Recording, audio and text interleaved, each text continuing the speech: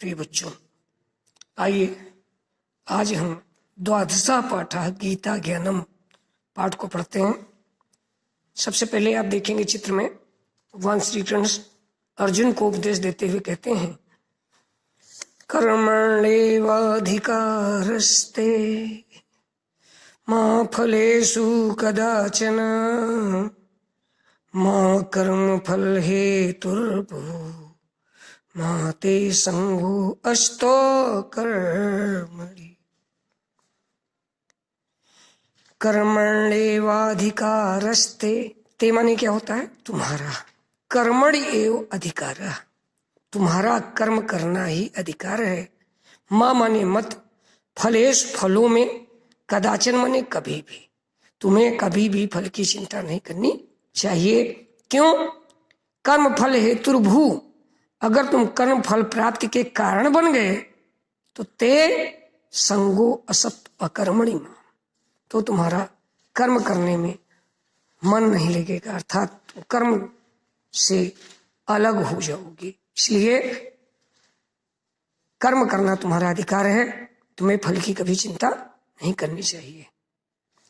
योगस्था कुरु कर्माणि संगम त्यक्त्वा धनंजय सिद्ध असिद्धयो समो भूत्वा समत्वम योग उच्यते। इस श्लोक में बताया गया योग कहते किसे हैं, तो श्री कृष्ण अर्जुन को समझाते हुए कहते हैं, योग स्थिता कुरु कर्माणि संयम त्यक्त्वा धनंजय।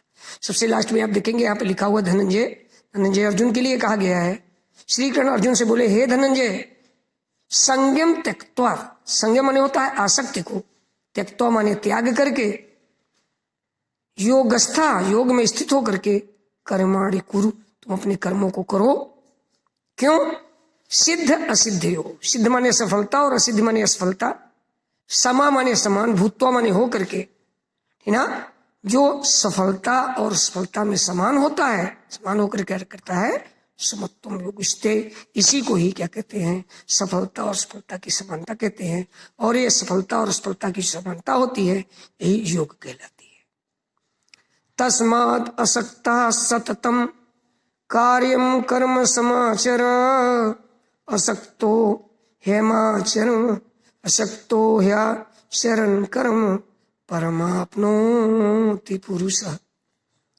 तस्मात् असक्ता, इसलिए तुम निरंतर आसक्ति से रहित होकर के, सततम माने होता है लगातार, कार्य माने कार्य को, कर्मम समाचर, है ना, कार्य को अच्छी प्रकार, है ना, कार्य को अच्छी प्रकार जो है करो। असक्तो हिमाचरणम, क्योंकि आसक्ति से रहित होकर के जो व्यक्ति कर्म करता है, परम आपनोति पुरुषः, वो पुरुष परमात्मा को प्राप्त कर लेता है। यदा यदा हि धर्मस्य ग्लानिर्भवति भारत अभ्युत्थानम् अधर्मस्य तदात्मानं सृजाम्यहम्। हे भारत, हे अर्जुन, यदा यदा, जब जब, धर्मस्य ग्लानि भवति, धर्म की हानि होती है, तदा तब, आत्मानम, आत्मा के रूप में, धर्मस्य अभ्युत्थानम, धर्म की उन्नति के लिए, अहम सृजामि, मैं उत्पन्न होता हूं, मैं जन्म लेता हूं।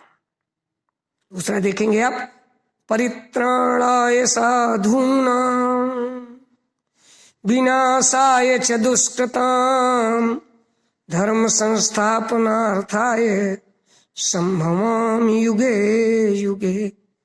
परित्राणाय, कल्याण करने के लिए, साधु नाम, सज्जनों का, दुष्कृताम, दुष्टों का, चा, और विनाशाय, विनाश करने के लिए, और धर्म संस्थापनार्थाय, धर्म की संस्थापना करने के लिए, संभवामि युगे युगे, युगे युगे प्रतियुगे, मैं प्रत्येक युग में संभवामि उत्पन्न होता हूं। तो श्री कृष्ण अर्जुन से कहते हैं कि हे अर्जुन, सज्जनों के कल्याण के लिए और दुष्टों के विनाश करने के लिए, धर्म की स्थापना करने के लिए, मैं हर युग में, प्रत्येक युग में जन्म लेता हूं। नैनम छिन्दन्ति शस्त्राणि नैनम दहति पावका न चैनम क्लेदयन्त्यापो न शोषयति मारुता। अर्जुन को समझाते हुए कहते हैं, अर्जुन, आत्मा अमर और अजर है, कभी मरती नहीं है। न एनम, इस आत्मा को शस्त्राणि न छिदन्ति, शस्त्र नहीं छेद सकते हैं। पावका न दहति, अग्नि नहीं जला सकती है। और आपा न क्लेदयति, और इसे क्या माने, और इसे जल भिगो नहीं सकता है। मारुता न शोषयति, तथा हवा इसे सुखा भी नहीं सकती है।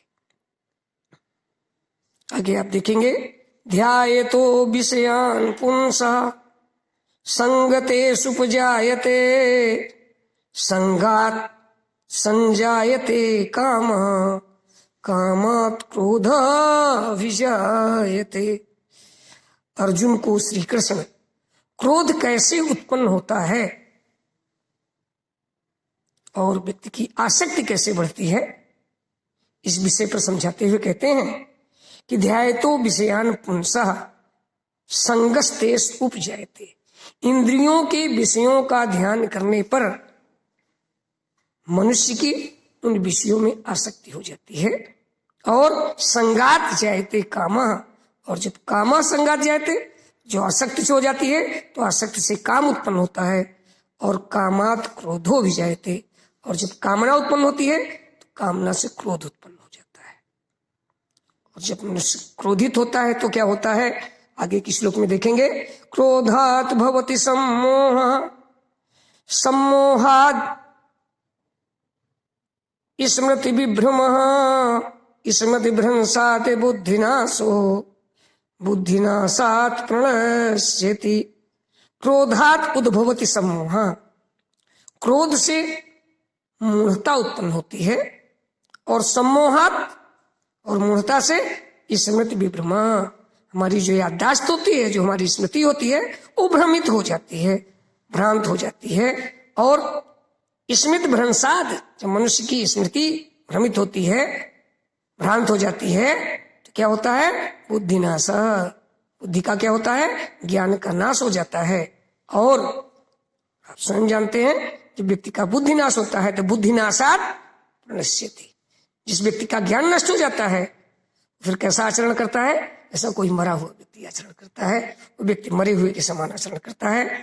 तो आज आप इस पाठ को पढ़ेंगे और पढ़ने के बाद एक बार जैसे मैंने आपको बताया ना अभ्यास करेंगे। अभ्यास करने के बाद कोई दिक्कत होगी तो मुझे फिर से बताएंगे। धन्यवाद।